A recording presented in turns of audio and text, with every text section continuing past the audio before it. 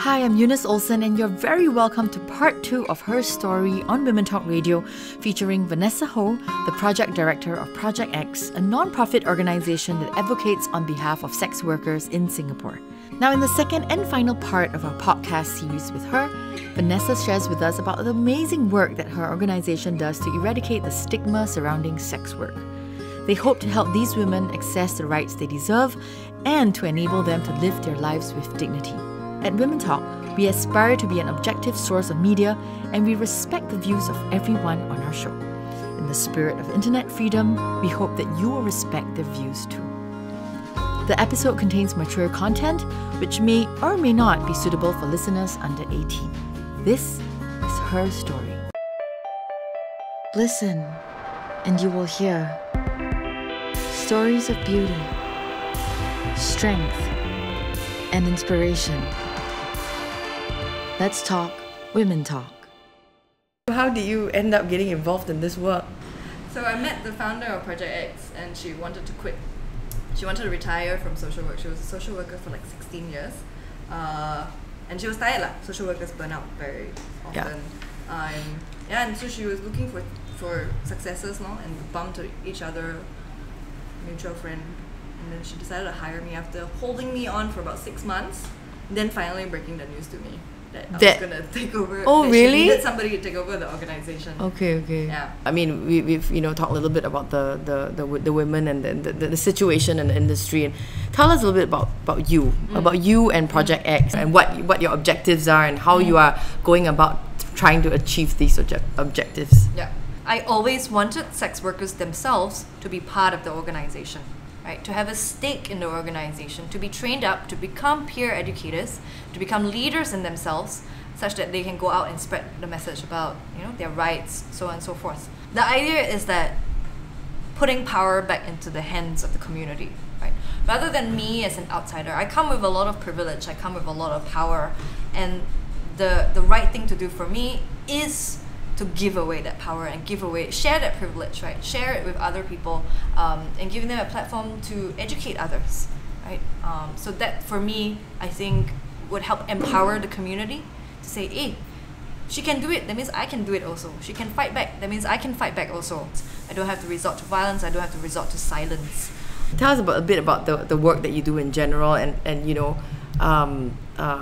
whether it's with your volunteers or with yourself. Right, what some of the work that we do? I mean, apart from the outreach, apart from the training. So what do you all do at the outreach? We distribute condoms, give out safer sex messaging, but sometimes we also make it quite informal. We hang out, chit chat, and just see what's going on in the world. Can I offer you anything? What do you have? The usual lah. No.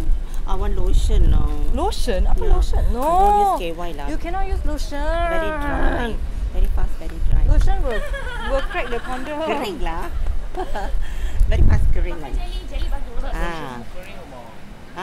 Lotion will lotion cause the better. condom to break. Moisturize. Moisturize. So it's comfortable. So Okay, then never mind lah. So do you have something like lubricant? Tak ada, that's all. What is this? Condom. Virgin olive oil. Virgin olive oil. Olive oil. Coconut oil. Wow. Will be helpful like when it says like the Santa Claus of condoms. We have legal clinics, legal workshops. For the trans workers, we've brought in doctors who specialize in hormone therapy. We've brought in religious leaders because some of them might have conflicts with their faith, and that can be a source of stress, right? That can be a source of depression. Then we have parties lah. Chinese New Year, all the holidays we try to have parties, mini ones. I mean, let's talk about a bit of like the treatment of the sex workers as well. I mean, in terms of like the abuse that they take, whether it's from the client or from the brothel owners and all that, and how, as Project X, are you trying to help them to address these issues? Last year in 2015, we have this program called the Abuser Alert Program. Basically, we recognize that sex workers fear going to the police, or anybody for that matter, to say what has happened to them. And because of the stigma really they feel like they cannot tell anybody their stories. So we started this program, Abuser Alert, where we in some way become surrogate police. Any bad customer lah, anybody do shit things to you that you just want to tell us, and then we will take down the details, and after that we assess two things. One, whether we have enough evidence to go to the police with this case. And two, if not enough evidence, whether this person is willing to share more details about this abuser, so that we can kind of spread the message and say, look out for this guy, he's known to have done this to this woman, he lurks around this area, so on and so forth. So last year's numbers, it was very clear that police and clients are the two number one abusers against sex workers. Unfortunately, we will always think that it's clients, but actually police lead by a 2% margin. No. And with the police, it's more often than not verbal harassment and abuse of power. The police are the ones that do the intake interview. Say you're coming into Singapore to work as a sex worker, right? The police will do an intake interview and make sure, they will ask questions. From what I've heard, like, have you been coerced into this trade? But I also have heard that they ask stupid questions like, hey, you no hand, no leg, cannot go find other work, why you must do this job? You never go school, is it? So, and apparently for the older women, that's terrible. It's horrible. Some of the women, they say that the police treat them like dogs. And they say, hey, you're so old already, your vagina still can work. When they tell us these stories, right, they're often very scared. They always think that, if they offend the police, then they won't get a chance to work, right? Which is worse than being verbally abused, in their opinion. It's really heartbreaking to hear about how sex workers have been discriminated against by others simply because of their livelihoods. We will be back after this very short break, where we'll learn more about the stigma surrounding sex work. Welcome back to Her Story. I'm speaking with the project director of Project X, Vanessa Ho, who works closely with sex workers to empower them. She told me more about the kind of abuses that these women face at the hands of their clients. Clients is clear lah. Sexual assault, physical assault, robbery cases, non-payment of services is another problem that sex workers complain about. So the baseline for us is access to justice, right? Everybody should know what their rights are.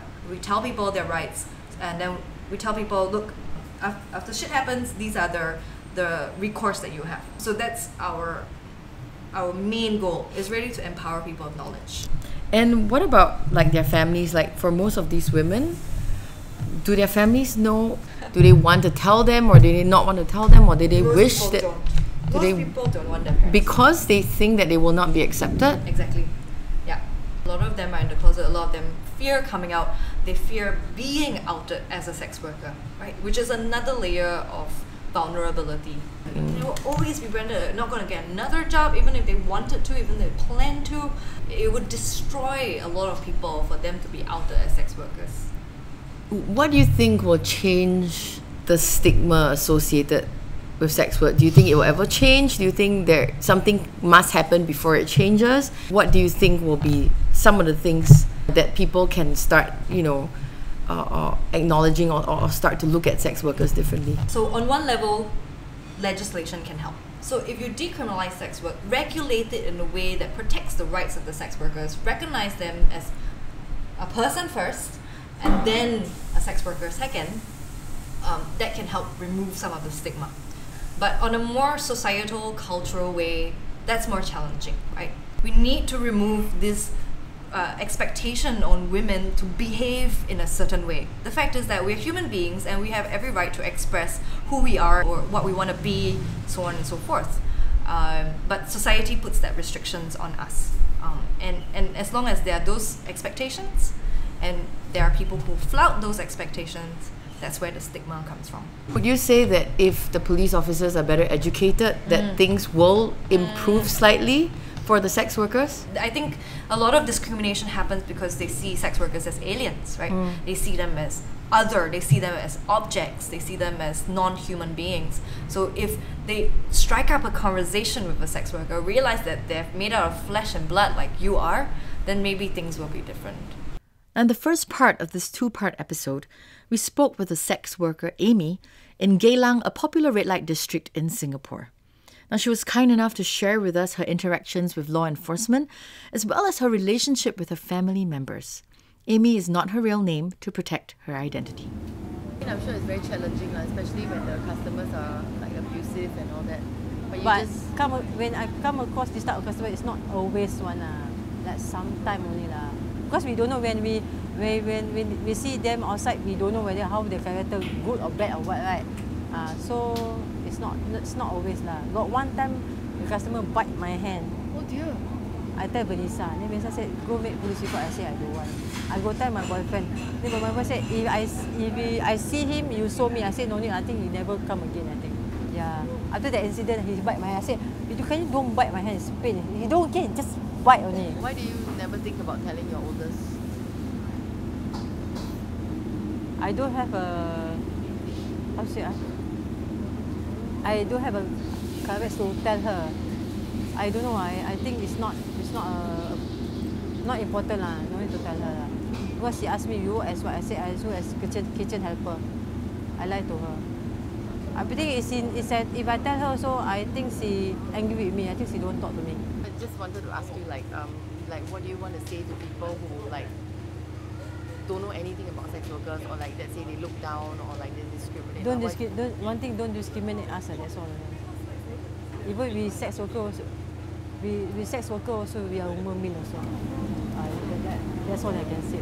What are some of the biggest challenges that you face in the work that you do?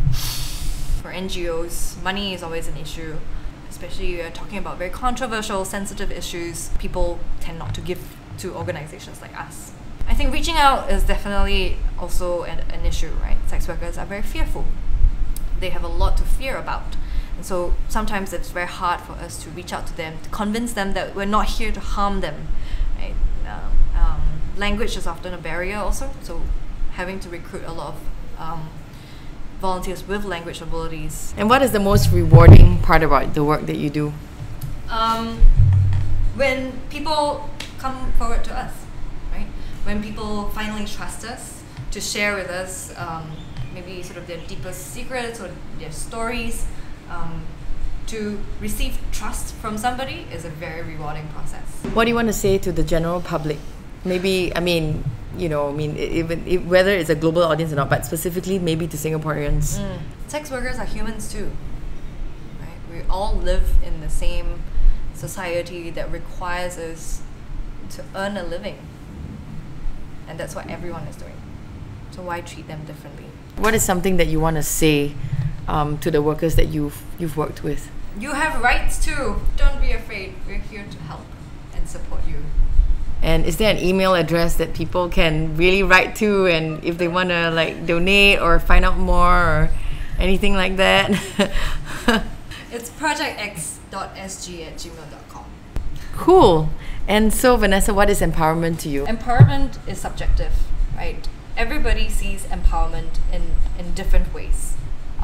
And what somebody sees as empowering, we should accept that is empowering for them. Well, thank you very much, Vanessa, for educating us, I think, on this issue. I mean, I really admire your, there's this tenacity about you, but there's also this obviously you are the person to be really standing up and fighting for these women. So really kudos to you and your team for the phenomenal work that you're doing. Thank you for having me. Do you think that what Vanessa is doing, the work that she's doing, what do you think of the work that she's doing? Good for sex worker lah. I mean because that's why I say, like people like Vanessa, they never look down on us, never discriminate. It's good. I thought people look down on us and then they see us like rubbish and then see us like one kind like that. At least this type of people have is very good also lah.